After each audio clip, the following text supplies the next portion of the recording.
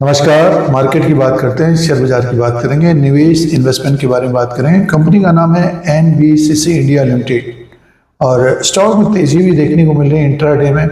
क्या अपडेट्स हैं इसके बारे में बात करेंगे। जो निवेशकों ने लॉन्ग टर्म से अपने पोर्टफोलियो में एनबीसीसी को रखा है, इंडिया लिमिटेड को रखा है, तो अच्छा खासा रिटर्न मिला है। पिछले 5 साल की बात करते हैं तो लगभग 470% का रिटर्न दिया है। 1 साल की बात करते हैं तो 14% का रिटर्न, साथ में बोनस डिविडेंड भी दिया है। तो आगे आने वाले दिनों में कैसा एनबीसीसी इंडिया लिमिटेड का शेयर रहेगा, क्या अपडेट्स आ रहे हैं, इसके बारे में बात करेंगे। आज इंट्राडे में स्टॉक लगभग 5 से 6% तेज है। एनबीसीसी इंडिया लिमिटेड की बात कर रहे हैं तो सबसे पहले जो अपडेट है जिसके कारण 5% स्टॉक तेज हुआ है, तो कंपनी को ऑर्डर मिला है 289 करोड़ का। और ये जो ऑर्डर मिला है नालको और सेल से मिला है, स्टील अथॉरिटी ऑफ बोकारो से मिला है। इसमें जो नालको से कंपनी को जो ऑर्डर मिला है 255 करोड़ का है। तो 255 करोड़ का जो ऑर्डर मिला है वो नालको से मिला है और 33 करोड़ का ऑर्डर सेल बोकारो से मिला है। तो ये ऑर्डर मिला है इसलिए स्टॉक ऊपर की तरफ आया है। ये 5-5.5% ऊपर की तरफ है और आगे तीसरी तिमाही के नंबर्स आएंगे, दिसंबर क्वार्टर के नंबर्स आएंगे तो शेयर में हलचल रहने वाली है।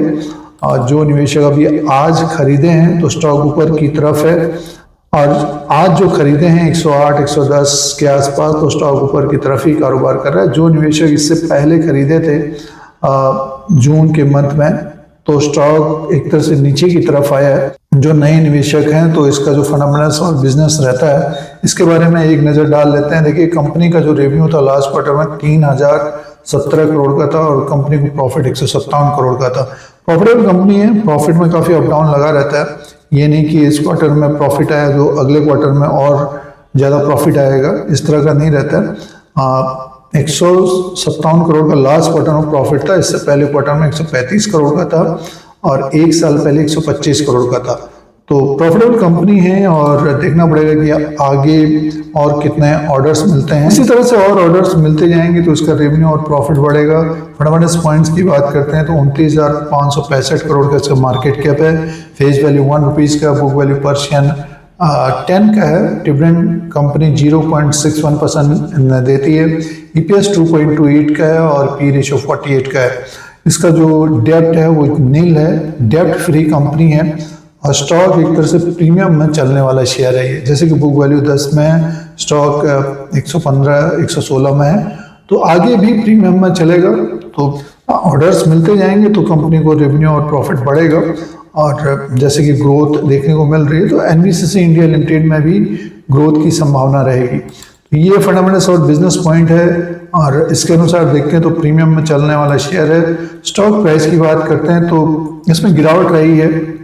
देखिए, आप चार्ट देख रहे हैं, इसमें देखिए ऊपर की तरफ 6 जून 2025 को 127-130 के आसपास था, उसके बाद नीचे ही रहा। ये एक रेंज में घूम रहा है पिछले कुछ समय से, नीचे की तरफ 95 और 90 के आसपास से बाइंग देखने को मिल रही है। ऊपर की तरफ देखें तो स्टॉक 117-120 के ऊपर जा नहीं पा रहा है। ये पिछले, अगर हम समय की बात करें तो ये हो गया आपका अगस्त 2025 में स्टॉक 98 रुपीज़ में था, उसके बाद बढ़कर ये 117-118 तक पहुंचा और फिर से स्टॉक ऊपर की तरफ आ गया।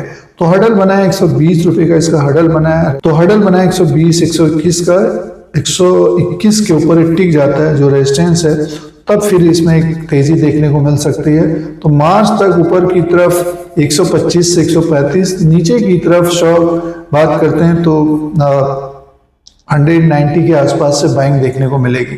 तो इस तरह का रह सकता है शेयर प्राइस।